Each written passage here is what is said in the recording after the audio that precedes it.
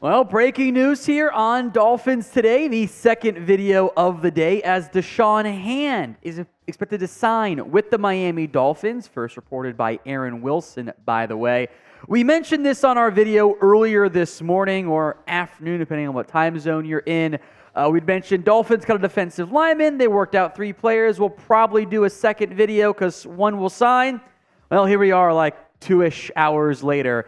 Because when breaking news happens, we have you guys covered. If you haven't already, and you want free Dolphins videos every single day, sometimes multiple times per day, hit that sub button right now, youtube.com/DolphinsNews. The Dolphins had worked out 3 players on Saturday. It was Marvin Wilson, Shawn, and Roderick Perry II. Perry signed with the Seahawks earlier this morning.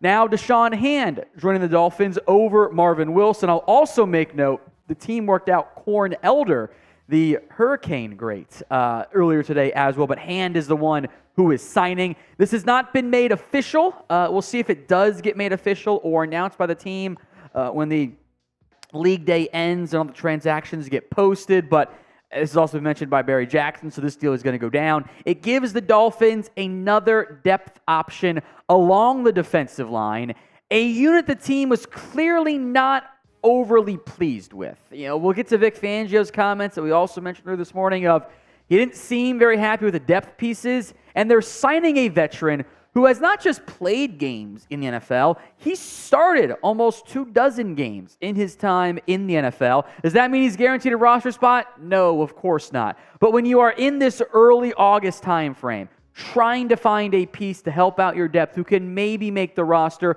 or at least help you out in the preseason, this is the type of guy you're going to sign when you're searching for a 4th, 5th, 6th, whatever, interior defensive lineman. A lot more to come, and more on just who the hell Shawn is if you don't know him. But give me your one-word reaction to the signing. Good, bad, indifferent, one word only. It is going to be today's pinned comment. So if the ad happens to come here on YouTube, that is fine. Ignore the ad. Nobody cares. Instead, go vote at the pinned comment, or I should say reply to the pinned comment with your one-word reaction. My one word is depth. That's what this is all about for the Miami Dolphins. They are trying to find some added pieces behind their key starters of Zach Sieler and Raekwon Davis and Christian Wilkins. They need somebody else to emerge, as Vic Fangio has said, as that 4th, 5th, whatever defensive line option, which so far has not happened. Now, there is not a required roster move to go along with the addition of Shawn. The Dolphins have already cut Anthony Montalvo, the former Central Florida product, a 2023 undrafted free agent. 6'2"-ish, 284, bit of an undersized defensive lineman, kind of fits the Jalen Twyman mold. Shawn's a bit bigger, by the way, but clearly Miami was trying to find some better pieces along that defensive line depth chart. This is what Vic Fangio, in a rather scathing commentary, said on Friday. He said, yeah, we're happy with Zach and Christian and Raekwon, referring to Sieler, Wilkins, and Davis. We need to find 3 other guys to surface as the 4th, 5th, and 6th defensive linemen. And so far, nobody has done that. That's an area of concern that we need to get better at. Shawn may or may not be a piece who can fill that backup depth defensive line role. He's done that at a few different spots across the course of his NFL career. In his career, Shawn, who, by the way, has started 11 games, has had 54 tackles, 6 TFLs, 3 sacks, and 3 forced fumbles. The problem is, over half, more or less, of his stats came in his rookie season.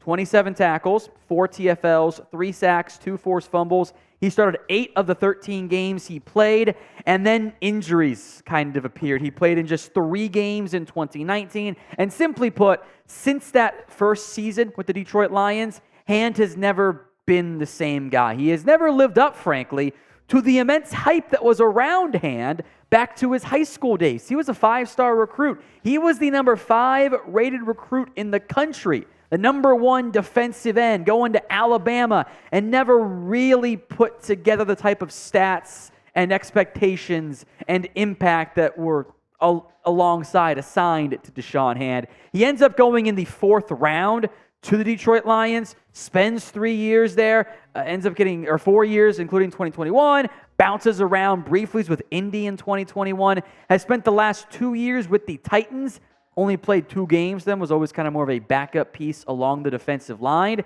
So Hand is a flawless fit as a 5 technique. That's still his best job, is kind of that run-stopping defensive tackle, defensive end mold, but that does not mean he's guaranteed a roster spot. So prediction time.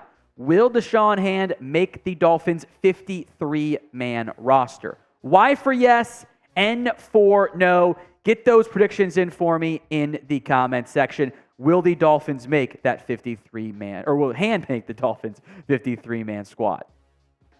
Look, the Dolphins pretty clearly wanted help. They were in the market to acquire other players along the defensive line. They were looking for somebody, ideally a veteran, who could hit the ground running and at least give them another option to look at here. The defensive line depth chart still breaks down like this. Obviously, Sieler, Davis, and Wilkins are the top options along this Dolphins depth chart. Emmanuel Ogbah can play defensive end, but he's also getting a lot of rep as kind of more of an outside linebacker, that edge rusher role. So maybe he's a hybrid player from that perspective, but you can't bank on him being an every down interior defensive lineman. Brandon Peely has flashed a little bit as a nose guard. There have been the occasional splash plays from Josiah Bronson and Jalen Twyman, but clearly not enough to justify not adding Da'Shawn Hand. So Hand does have a shot here to make this 53-man roster. He also is playing catch-up. He's not necessarily in the greatest spot as we currently sit for the Miami Dolphins to make that 53-man roster. He has to earn it. He's going to have a tough turnaround here with the training camp schedule set to kind of wind down, preseason ramping up. I would also say this. I'm looking at my draft notes here from way back in 2018. Not entirely sure you're going to get the best version of Da'Shawn Hand at this point in his NFL career. I had a 5th-round grade on Hand. I thought he would go early, which he did. He never produced the way I thought he was going to at Alabama. As I look through some of my notes here, he looks the part of a great defensive tackle. He was like 6'4", 300 pounds. Arm length wasn't the best, but he had enough there. Had a knee injury in history at Alabama there. He can two-gap on the outside now that he's bulked a bit more in the NFL. He's now listed at his playing weight, still in that kind of 6'3", 290, 6'4", 290 role. He didn't make enough plays for me in college, and that's always limited him here in the NFL. But if looking for a 4th or 5th defensive lineman, Hand could be a decent option for Miami.